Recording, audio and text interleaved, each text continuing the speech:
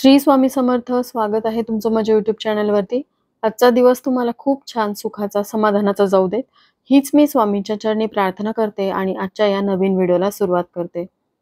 यंदा भाद्रपद महिन्यामध्ये 7 सप्टेंबरपासून पितृपक्ष सुरू होत आहे. या पंधरवड्यात आपले पूर्वज धर्तीवरती येत असतात आणि आपल्याला आशीर्वाद देतात.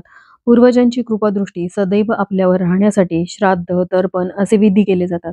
पूर्वजांच्या नावाने दान धर्म देखील केला जातो. पितृपक्षाच्या विधीमध्ये एक वस्तू खूप महत्त्वाची असते. तिचा वापर श्राद्ध, तर्पण यामध्ये तर होतो, शिवाय ती वस्तू दान केली तर पितृ प्रसन्न होतात असे म्हणतात. आणि ती महत्त्वाची वस्तू म्हणजे काळे तीळ आहेत. श्राद्ध कर्म करताना काही गोष्टी खूप महत्त्वाच्या असतात. त्याशिवाय श्राद्ध कर्म केले तर त्याचा स्वीकार होत नाही असे पुराणात सांगितलेले आहे. पितृपक्षामध्ये काळे तीळ आणि दर्भ याचे महत्त्व सर्वाधिक मानले जाते. अशी मान्यता आहे की पितृतर्पणात या दोन गोष्टींचा वापर आवश्यक आहे. काळे तीळ आणि दर्भाशिवाय दिलेले पाणी पितरांपर्यंत पोहोचत नाही. तसं तर पितृपक्षामध्ये अनेक सेवा व उपाय करून पितरांना प्रसन्न केलं जातं. पण आजच्या या व्हिडिओमध्ये पितृपक्षाच्या काळामध्ये किमान एकदा तरी तुम्हाला काळे तीळ इथे अर्पण करायचे आहेत. या ठिकाणी तुम्ही जर काळे तीळ अर्पण केले तर तुम्हाला सर्व कामामध्ये यश मिळेल. तुमचा जर 7 पिढ्यांचा प्रखर पितृदोष असेल तो देखील दूर होईल. तर हा उपाय कशा प्रकारे करायचा आहे, रोज करता येणं शक्य नसेल तर अशा वेळेस हा उपाय तुम्हाला कोणत्या दिवशी करायचा आहे, ही संपूर्ण माहिती जाणून घ्यायची असेल तर व्हिडिओ स्किप न करता शेवटपर्यंत बघा. चॅनलवरती पहिल्यांदा असाल तर नक्कीच सबस्क्राईब करा आणि असेच नवनवीन माहितीपूर्ण व्हिडिओ बघण्यासाठी बेल आयकॉनलाही क्लिक करा. त्यामुळे जेव्हाही मी नवीन व्हिडिओ अपलोड करेल तेव्हा त्याचं नोटिफिकेशन सर्वात आधी तुम्हाला मिळेल आणि तुम्ही एक पण व्हिडिओ मिस करणार नाही. तर पहा, पितृपक्षाच्या या 15 दिवसाच्या काळामध्ये आपले पूर्वज पितृलोकातून पृथ्वीवरती आलेले असतात आणि त्यांना तृप्त करण्यासाठी, त्यांना प्रसन्न करण्यासाठी त्या त्या तिथीवरती त्यांचं श्राद्ध केलं जातं, तर्पण केलं जातं आणि पिंडदान केलं जातं. यामुळे ते तृप्त होऊन आपल्या कुटुंबाला सुखी संसाराचा आशीर्वाद देतात. पण पितरांची सेवा तुमच्या हातून किंवा तुमच्या वडीलधाऱ्यांकडून घडत नसेल तर मग अशा वेळेस तुम्हाला अनेक अडचणींचा, समस्यांचा सामना करावा लागतो. ज्यामध्ये आर्थिक समस्या आहेत, मानसिक आहेत, शारीरिक आहेत. तुम्ही कोणत्याही नवीन कार्याची सुरुवात करता त्यामध्ये तुम्हाला अपयश येतं, ते कार्य सिद्धीस जात नाही. तुमच्या मुलाबाळांचे विवाहाचे योग येत नाहीत. अनेक वर्ष लग्नाला उलटून गेल्यानंतरही तुम्हाला संतान प्राप्ती होत नाही. घरामध्ये आर्थिक स्थैर्य राहत नाही, कर्जबाजारीपणा वाढतो. याशिवाय घरामध्ये आजारपणं असतात आणि जोही पैसा घरामध्ये येतो तो आजारपणांच्या उपचारामध्ये निघून जातो. तुमच्या घरामध्ये सतत छोट्या-छोट्या गोष्टीवरून वादविवाद होतात, भांडण, कलह होतात. घरामध्ये शांतता राहत नाही. ही सगळी पितृदोषाची लक्षणं आहेत आणि तुमच्या घरातही अशा घटना वारंवार घडत असतील तर नक्कीच तुम्ही पितरांची सेवा करत नसाल. त्यामुळे पितरांची सेवा तुम्ही आवर्जून या पितृपक्षामध्ये करायची आहे. श्राद्ध तिथीला तर तुम्हाला श्राद्ध घालायचं आहे आणि पितरांना प्रसन्न करून घेण्यासाठी रोज त्यांच्या नावाने एक दिवा प्रज्वलित करायचा आहे आणि सोबतच तुम्हाला रोज या ठिकाणी काळे तीळ अर्पण करायचे आहेत. तर पहा, काळ्या तिळाचा जन्म, विवाह आणि मृत्यू या तिन्ही संस्कारामध्ये केला जातो. काळ्या तिळामध्ये शुद्धीकरण आणि सुरक्षा हा गुणधर्म असतो.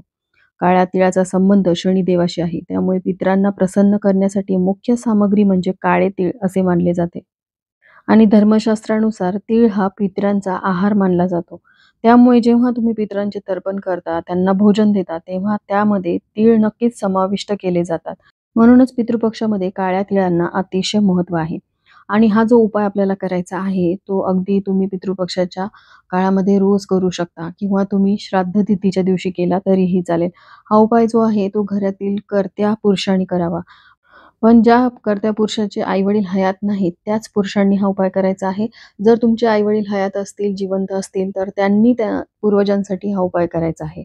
आणि जर तुमचे आई-वडील हयात नाहीत, तुम्ही दोघं भाऊ आहात, तर दोन्हीही भावांनी आपल्या पितरांसाठी हा उपाय करायचा आहे. आणि 2 पैकी एकच भाऊ हा उपाय करत असेल, तर त्याचा लाभ हा त्याच्या कुटुंबाला होतो. दुसऱ्या भावाला मात्र याचे काहीही लाभ होत नाही. त्यामुळे प्रत्येकाने आपल्या पूर्वजांना प्रसन्न करण्यासाठी ही जी सेवा किंवा उपाय करायचा आहे. 12 पुराणांच्या 13व्या अध्यायात सांगितले आहे, स्वतः पितरांनीच असे म्हटले आहे, की जो मनुष्य श्राद्धात ब्राह्मण किंवा गरिबाला भोजन देऊ शकत नाही, तो आपल्या पूर्वजाचे स्मरण करून एक मूठ काळे तीळ दान करेल, तर त्याच्या पितरांना समाधान मिळेल. याशिवाय पितृपक्षामध्ये काळ्या तिळाचा हा उपाय केल्याने देखील पितरांना मोक्ष मिळू शकतो.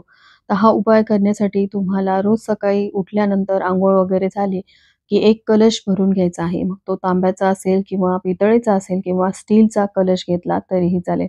त्यामध्ये तुम्हाला पूर्ण पाणी भरून घ्यायचं आहे. आणि यामध्ये जे काळे तीळ आहेत ते 1 चमचाभर काळे तीळ या कलशामध्ये तुम्हाला टाकायचे आहेत. त्यानंतर तुम्ही घराच्या बाहेर जायचं आहे.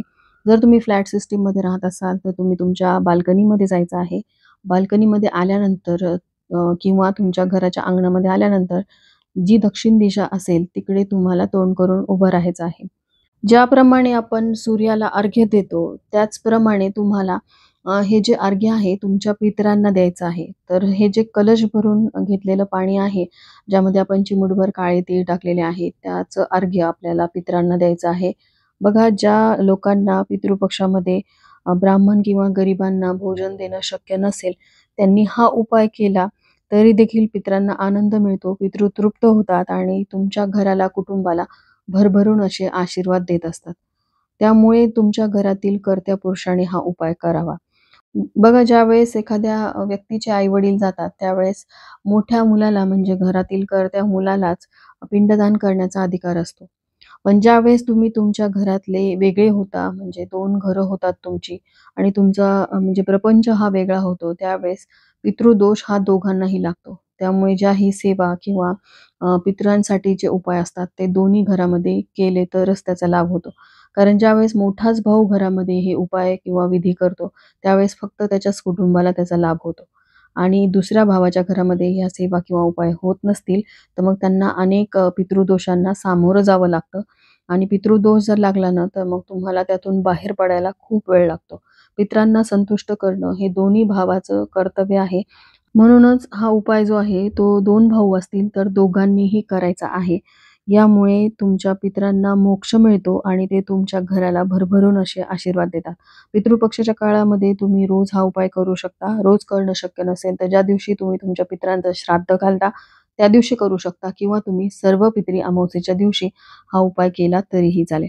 याशिवाय जर तुमच्या घरामध्ये किंवा घराच्या आजूबाजूला अचानकपणे पिंपळाचं रोप किंवा पिंपळाचं झाड उगवलं असेल किंवा आधीपासूनच पिंपळाचं एखादं झाड असेल, तर तिथे देखील तुम्हाला एक उपाय करायचा आहे आणि त्यासाठी तुम्ही एक कलश भरून पाणी घ्यायचं आहे. त्यामध्ये चिमूटभर काळे तीळ टाकायचे आहेत आणि त्यानंतर तुम्हाला पिंपळाच्या झाडाजवळ जायचं आहे. सोबत तुम्हाला एक मोहरीच्या तेलाचा दिवा न्यायचा आहे.